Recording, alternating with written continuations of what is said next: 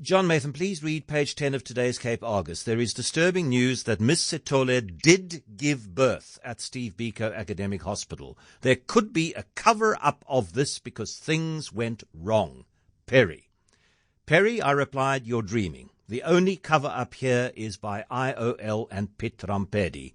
They are trying to cover up a mess-up by them of gargantuan proportions, to which Perry replies, please read the full story carefully, to which I replied, oh, I read it very carefully.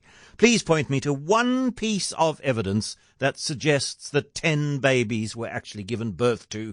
Well, I didn't add this, but, you know, it's kind of implied from one mother at one time, or reasonably quickly, one after the other.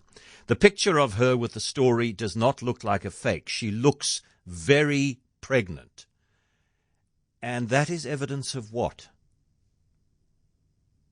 Okay, and it continues, the Argus says they have evidence that she was admitted to Steve Biko on the 7th of June, gave birth at 6 p.m. and was inadequately helped.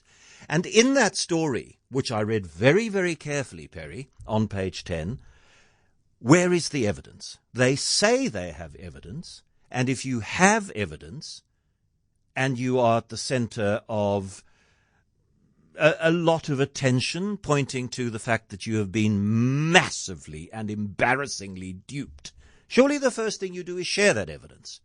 You don't say darkly, I have evidence, which is what IOL is saying. You say we have evidence, and here it is.